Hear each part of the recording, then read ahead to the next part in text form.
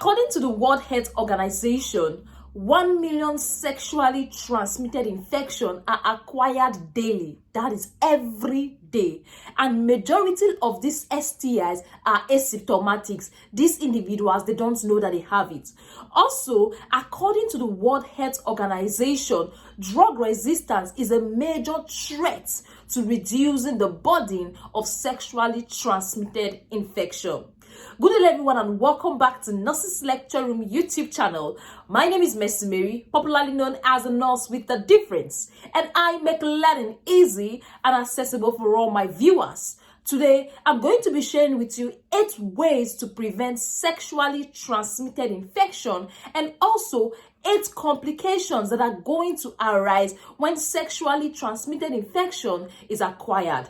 But before we go into details into this class, if you are new on our YouTube channel, if this is your first time on our YouTube channel, these are content you are interested in, please click on the subscribe button, turn on the notification bell so you don't miss out. For all my returning subscribers, this is Nurse Mercy Mary saying thank you. Let's go there.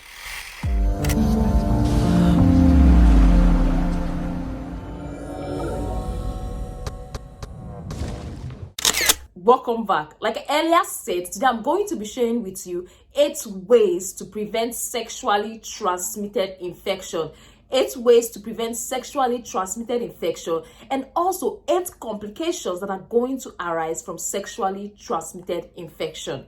As the name implies, sexually transmitted infection, it simply means those infections that are transmitted from person to person through sexual intercourse, through sex. So for you to get this disease, for you to get this infection, there has to be a sex event. There has to be a sexual event for it to happen. So the first point I have to share with you is what you already know. It's like 100% the surest way to prevent STI. It's what you already know, but you don't want to accept it and you don't want to bring into your consciousness that that is the surest way, like 100% way to prevent STI, and that is abstinence. Yes, abstaining from sexual intercourse is the surest way to prevent STI, because this infection is caused by sex. So if you don't have sex, there is no way you are going to get this STIs. So that's the first point I want to share with you. So you have to accept it first, that okay, this is the only way, this is like the 100% secured way to prevent STIs. Then the second one I have here is stay with one uninfected partner. Yes, stay with one uninfected partner. If you are in a relationship, in a marriage with someone, it is better for you to be with that partner, just that partner, and make sure that this partner is uninfected. This partner is not infected with an infection. For example, people they like jumping from one person to another, one relationship to another. So during those movements, you are at higher risk of going down with sexually transmitted infection. So it's better for you to stay with a particular person and okay, this person, this my partner is uninfected, so I can have sex freely with this person with no mind that oh, I'm going to get an STI, because 2 of us are both faithful, 2 of us are both having sex with each other. Definitely no one is going to bring something from anywhere and give it to another. So that is to say, avoid multiple sex partner. Then that takes me to the third point, which is wait and test. Yes, you may be wondering, what does this mean? Wait and test.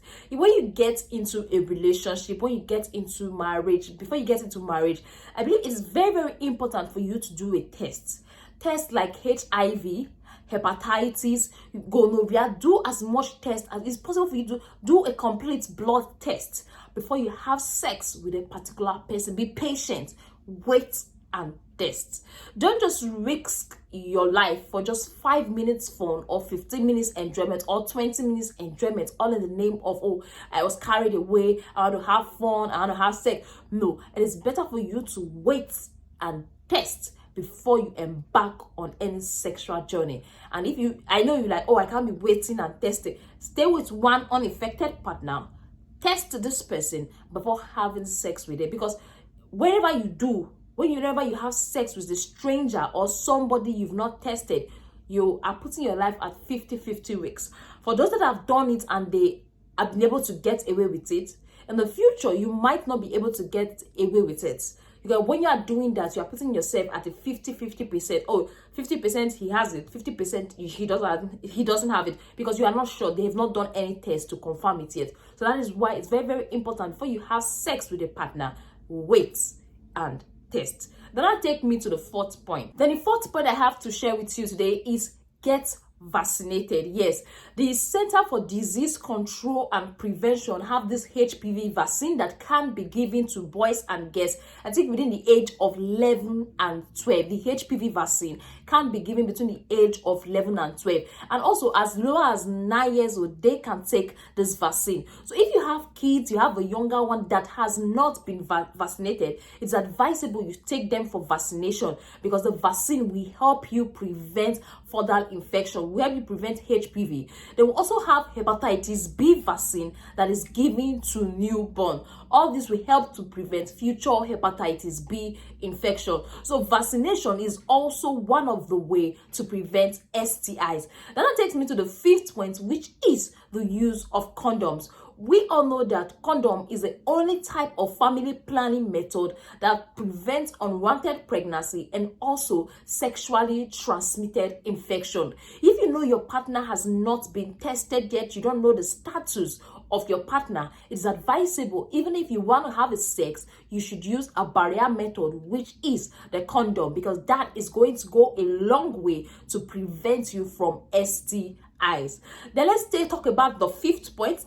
The fifth point is do not involve yourself in drugs or alcohol. Yes, you may want to wonder, how does that affect? When you are drunk or when you are under the influence of a drug, you don't know what you are doing, that might lead to you being unconscious or having unprotected sex at that particular moment.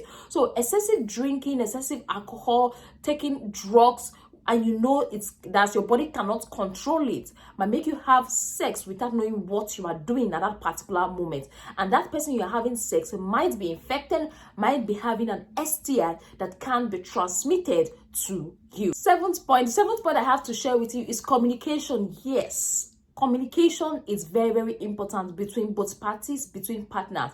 We've had situations where the man has HIV but doesn't want the wife to know. The wife has HIV but doesn't want the man to know. Situations like this can pop up. So when partners are communicating, there is a mistake, something happened, one is infected. It is important for that one that is infected to communicate effectively well to that other partner. And while in the relationship, while in your marriage, while in the relationship, it is important for both parties to know the do's and don'ts, what is expected, what we will do and what we will not do. So communication generally, it's very, very important when it comes to prevention of sexually transmitted infection.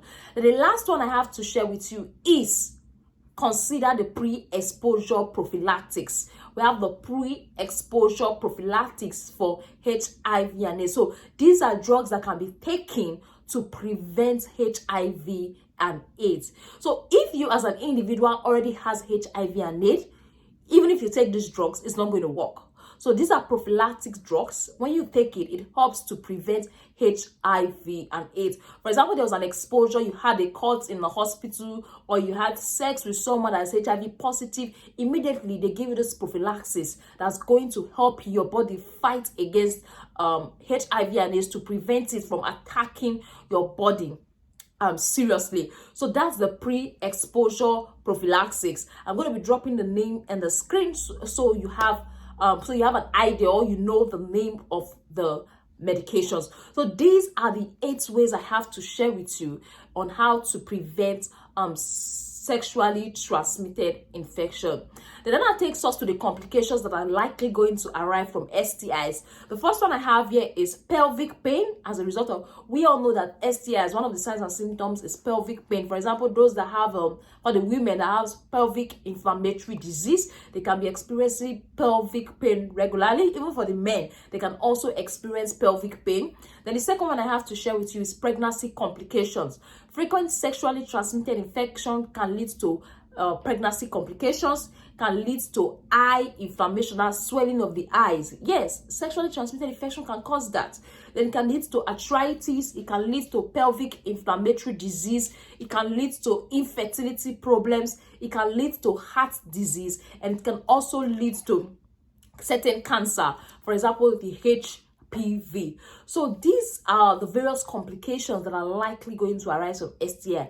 A woman that experiences frequent STIs back to back might have fertility issues later in the future, because frequent STI might result in pelvic inflammatory disease. Pelvic inflammatory disease might affect fertility. I don't know if you are following now. So just know that it is important for you to prevent STIs in order to keep yourself safe. Yeah. So that's all I have to share with you in the ways to prevent sexually transmitted infection. Thank you very much for staying tuned. Thank you very much for watching this video. Don't forget to like, don't forget to subscribe, and also don't forget to share with a friend if you got value. For all my returning subscribers, this is Nurse Miss Mary saying thank you. Bye, and see you in our next video.